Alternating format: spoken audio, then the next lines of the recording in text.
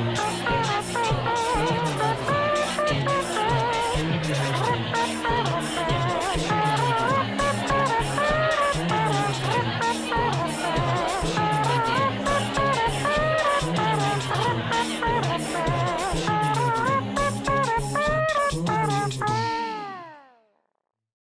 welcome to the Creative Morning stage, Jack Hannibal.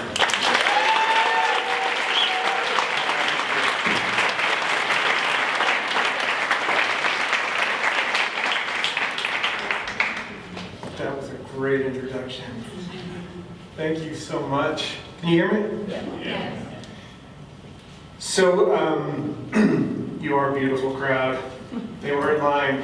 So when I was 21, I was in the Broadway production of Shakespeare's Macbeth. The play starred Glenda Jackson and Christopher Plummer. At the end of the play, when the English army comes to overthrow Macbeth, when Birnam Wood comes to Dunsinane, it's led by General Seward, and I played his son, young Seward. I had this great scene on the battlefield with Macbeth, and we fought with broadswords, and then he murdered me. And it was, at the time, it was the most highly anticipated show coming into New York. We'd been out on the road for a bunch of months, and it was without a question the pinnacle of my career. And I remember opening night, we had come down and I was standing with the company, we were taking our bow, and we were in this gigantic Broadway theater, and it was, you know, just a sea of black tie and evening gowns, and everyone was on their feet giving us this standing ovation. And I just had this sinking feeling in my stomach, and I remember thinking, oh my God, I have made a mistake. So I grew up in East Hampton, Long Island, and if you don't know it, East Hampton is a very small town with a very big reputation on the very eastern end of Long Island. I'm the second to youngest of 5 kids.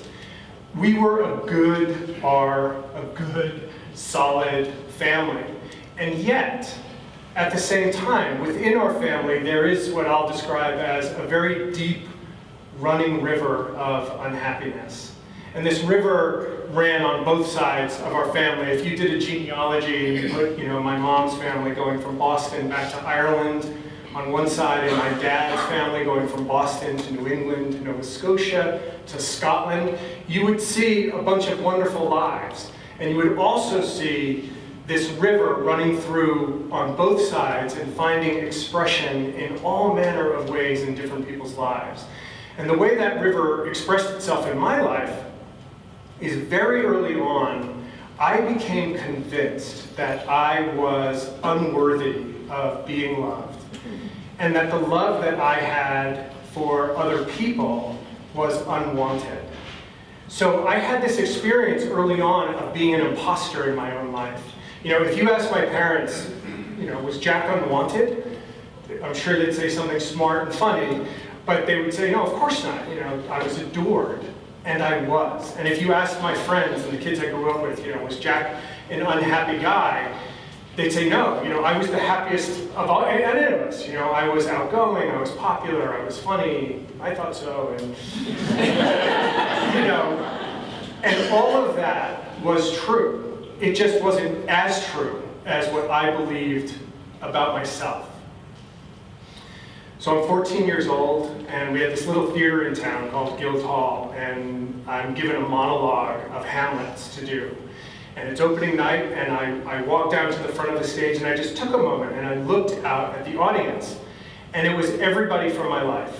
My parents were there, my friends, their parents, kids from school, and something magic happened.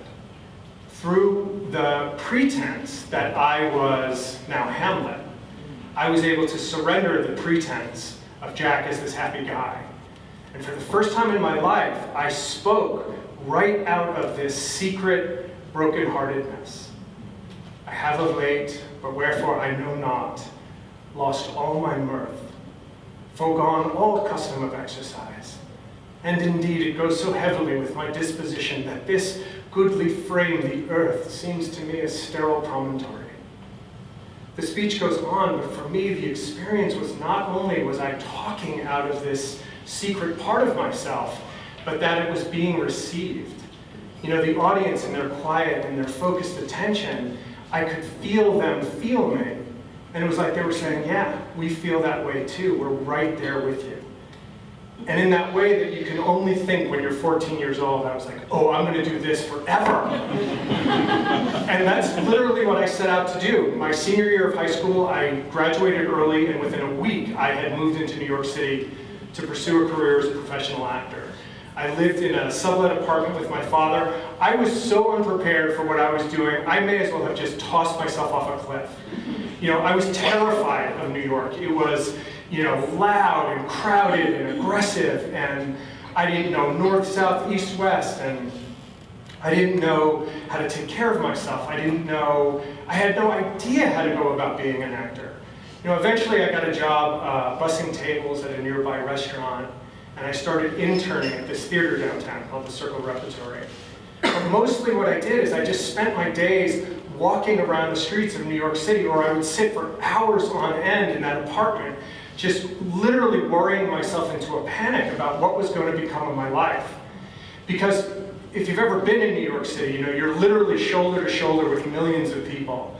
But you can also, it can be the most lonely, isolating place on earth. And to me, this felt like conviction. This felt like affirmation of who I believed myself to be inside. This is what I felt like I deserved, just being in all of these people and completely unseen at the same time.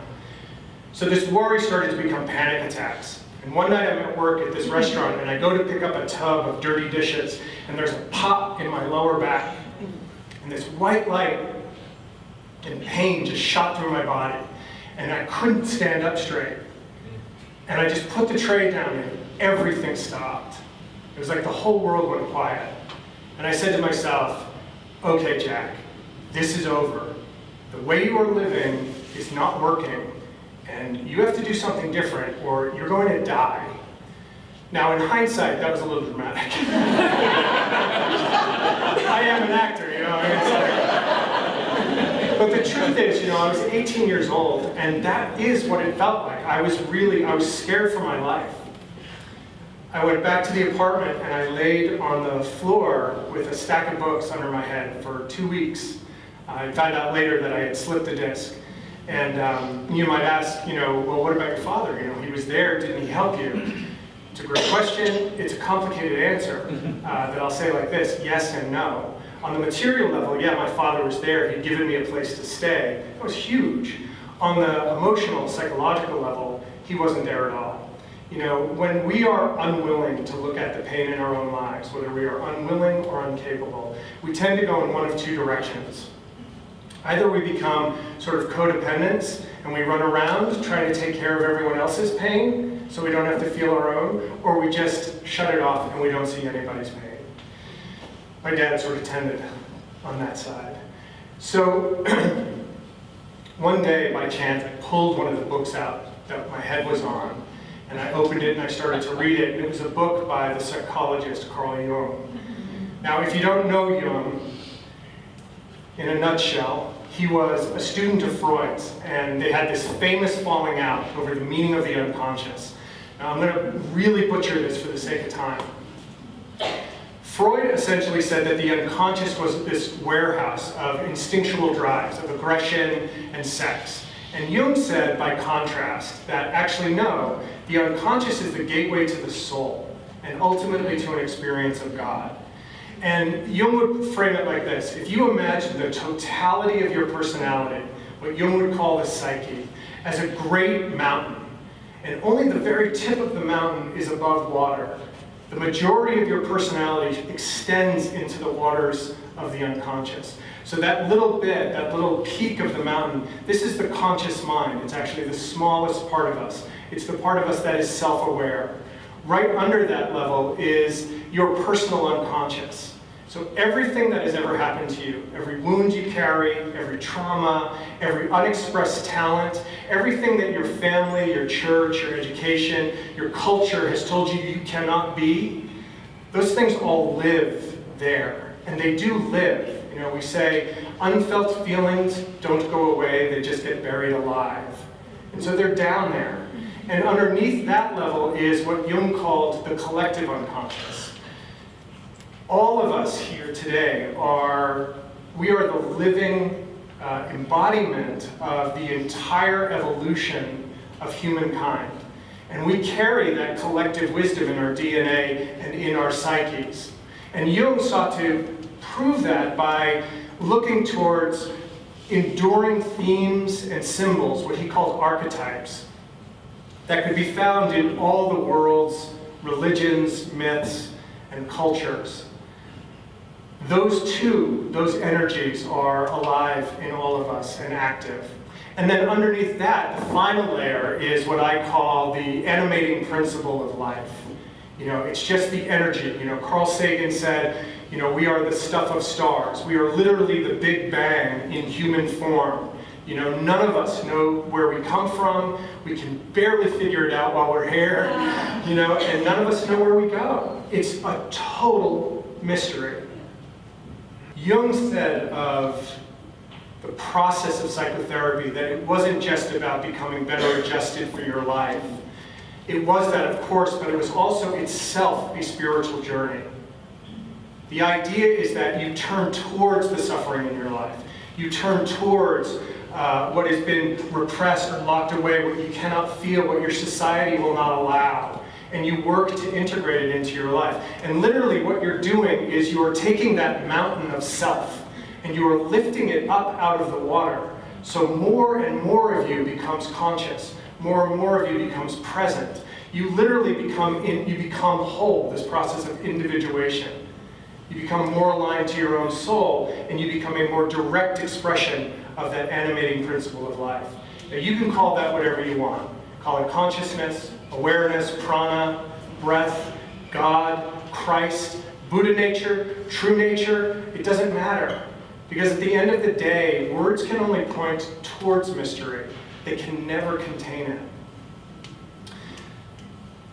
I didn't just read these books. I ate them. This was food to me that I had been hungry for my entire life. Jung was saying things that I knew in my heart. I already knew this was true. Nobody had ever said it like this. And Jung also gave me hope. In our culture, what is wounded in us, what is, deemed shameful, whatever, we're taught that this must be overcome. You must stuff it down. You must be stronger. You must be bigger than your baggage. It's all about the will. And I know that is a recipe for disaster. And what Jung said is, no, it's about surrender. It's about turning towards and letting be what is here, be here, and working to assimilate it into consciousness. So it just so happened that that book that I read, that was under my head, was an unreturned library book from the Jungian Institute in New York. It was 10 years overdue. I did not return it. But inside, on the back flap, there was, the date that it had been taken out, and there was also the address of the Institute, East 39th Street. And the moment my back was better, it was the first place that I went. It's this adorable little brownstone, and I went in, and I'm walking around this library, and this woman comes up behind me. She's the librarian. She says, "Can I help you?" And I told her about the book, and she starts asking me questions, and we start talking, and she's pushing this cart, and she's taking books and putting others up on the shelf. Got around to the front desk, and she handed me these books, and she said, "I think you're going to really like these." I said, thank you, but I can't. I couldn't afford the $20 for the membership fee. And she slid the books over to me, and she said, "On your word as a gentleman." I went home, I read, I came back, we talked, she gave me more books. I went home, I read, just back and forth, back and forth. Many years later, I called her to say thank you. And she said, "I always wondered what became of you." Makes two of us.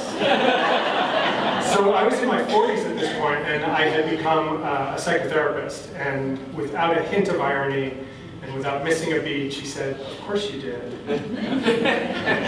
So right around this time, my luck started to change. The theater company Circle Rep invited me to be part of their laboratory, and I started working in play after play after play. I had an agent, and over a period of months, I booked a slew of television commercials, and I made a bucket of money. And I knew going into the next year that I could not live another year like the one that I had just been through. I needed to do something different. So I took the money that I made and I did three things. I got an apartment downtown, I enrolled in acting school at the neighborhood playhouse, and I underwent Jungian therapy. And over the next couple of years while I was in school, I continued to work at Circle Rep and did commercials, and it was bliss. Between acting school and therapy, it was like I was home. Broadway, that Shakespeare play, was my first job post-graduation. And when I was standing there in that curtain call and I had that sinking feeling and that I'd made a mistake, what it was is just simply that I really thought that if I was just famous enough, if I was just rich and successful enough, that I would feel differently inside. And I knew in that moment that I didn't feel any differently. And having grown up in East Hampton, I have known a lot of really wealthy, really unhappy people. And I just knew that, where my trajectory was going, I was going to be successful, and if I went that way, I was going to be really unhappy. And I just knew I had to make a change. So it took about a year of anguish. I was just in the wilderness again, because if I gave up acting, who was I? It's who I've been, it's how I've known myself my whole life. But I finally decided that I would go to college, because I knew I was now a reader, and that if I was an old man looking back at my life, that was something that was going to bother me. So I packed up a U-Haul, and I drove out to my parents' house on the island. And as I passed that theater, Guild Hall, I remembered my 14-year-old self, and how magic that was, and how much joy I had when I first discovered acting, and I realized, that's really what I've lost. I've lost my way to that joy, that magic. And I said, Jack, you have so much training, you have more experience than most people will have in a lifetime. You can't just toss this. You have to go back to it. You have to find out what is in it that ignites you. So I went to my old English teacher, this guy named Tony Coriali, and he had been very instrumental in helping me become an actor. And I said, he was now the head of the English department, and I said, listen, Tony, I want to work with the kids. I want to direct a musical or direct a play. And he said, okay, I will hire you as artist in residence under one condition. And I said, okay, what is it? And he said, a lot of kids from here circle back to East Hampton, and they never leave here. It's a very selective place. So I will hire you on the condition that when you leave here and you finish your education, you never come back here again. That was compassion. And I said, okay, deal. So I've got the 8th grade class. I had 70 students. It was insanity. What I did is I had them take Greek myths and identify the themes, contemporize them to their own lives, and write a bunch of skits. Then we put those together as the play. It was herding cats. But I have to say, 13-year-olds are the best human beings. They're right on the cusp of becoming really difficult teens. They're not there yet. So they believe, and they trust, and you're cool. It was great. The whole thing. That matters. Am I okay? Am I cool? So it's going really well, and the administration comes to me and they say, listen, this is going really well. We want to give you the special needs class as well. Can we just slide them in? I'm like, sure, great. I don't know. And they're like, well, wait a second. So we sit down and we go through each of the kids and what their particular issue is. The last kid is a guy that I will call William. And what you need to know about William is that he also came from a family with a very deep running river of unhappiness. Only his river of unhappiness made my family's river look like a dripping faucet. And the one pertinent detail is just prior to the start of this school year, William and his younger sister had been put into separate foster homes. He was like 15 or 16 in the 8th grade. He was gigantic and he was angry. And they said, be really careful. And I'm like, I'm not going near this. Except the scene that they write is all William. And it's genius. He's a principal. He comes into a classroom and he has this long monologue about drug addiction and how Katrina, this underclassman, has died of a drug overdose. And Tony, the drug dealer, is in class, and he says, Tony, you and I need to have a long talk. And he calls Tony up, and the two of them walk out. It was like all the other scenes were light and funny, and this was just like a punch in the stomach. So I was like, okay, this will be great. What we'll do is we'll start light and funny. We'll just put this right in the middle. We'll just stop the play. And then we'll be light and funny again. And then we ended the play with the kids singing a song, which was just adorable on steroids. But we get into rehearsal, and I cannot get William to do the part. He's this big lumbering kid, and he just shuffles on stage, and he just like mumbles under his breath. And I'm like, no, William, like, I'm standing here, I can't hear you. They need to hear you back there. This is like the whole heart of this play. And he just kind of laughed, and then the kids would laugh at him. And then I didn't sort of know what to do, so I'd be like, all right, man, just, we'll get it next time, but try to be louder. And I just let him go. We're just getting into dress rehearsal. We're trying to run the show for time, and we're trying to tighten up the set changes. And William comes out, and he just, mumbles his thing. And I say, okay, man, try to be louder next time. But as he passes me, I see him see me let him off the hook. It was like an instant. This whole facade of I'm just this messed up kid, it just dropped. And there was this wise old man looking at me. And I just was like, no, we're doing this again. We're going right now. I was like, everybody get back to your first positions, bring the set back on. I said, William, come here to me. He comes and he stands next to me. I don't know what I'm going to say. But I go to him. I said, William, what is this scene about to you? And he just mumbles some nonsense. And suddenly I just burst into tears. And I said, no, man. No, this is about you and your sister. This is about a guy who has had something really bad happen to him, and he can't do anything about it. The only thing that he can do is try to come in here and keep it from happening to somebody else. I look at William, and it's like this switch has been thrown. He is so angry. He is like, he looks on the verge of violence. He's like gonna just crush me into the ground. But I'm into it. I'm like, yes! Yes! I said, William, everything that you are feeling right now is right. This is appropriate. This is how you should be feeling. But you have to do something with it. You cannot keep shoving it down. And what you can do right now is do this part. Now do it. So off he goes. I go, start. Oh my God. So look, as an acting teacher, as a presentation coach, I talk about presence all the time, right? What is that ephemeral thing that makes somebody that you just have to watch them? In acting, there's an old adage that says when an actor walks into the room, the atmosphere should change. That kid had it. So when we're up here, the scenes are going, and the kids are out here, they're waiting for their turn, they're like doing homework and flirting, and it's just, there's just chaos going on out there. William, he took 2 steps onto the stage like this, and the place went silent. It was like a church.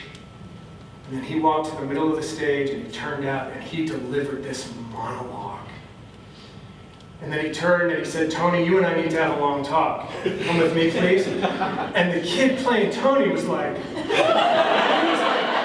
at me, he's like, I'm like, yeah, go. He walks by, he's just like, I didn't know. I didn't. And then William, like a pro, he just stood there, he looked at the class, and then he looked out at this audience. And it was like his presence was an indictment. And then he just turned, and he walked off stage, and the class, standing ovation. They went bananas. The girls were like, oh my God! The boys were like, yes! And I lost it. I ran backstage, and I grabbed him by the shirt. I totally, I'd go to jail for this today. I threw him up against the wall. I pointed, and I went, you did that. You did that. I said, don't you ever forget that you did that. And he was like, he didn't know who he was. There are 3 component parts to compassion. The first is that we see suffering.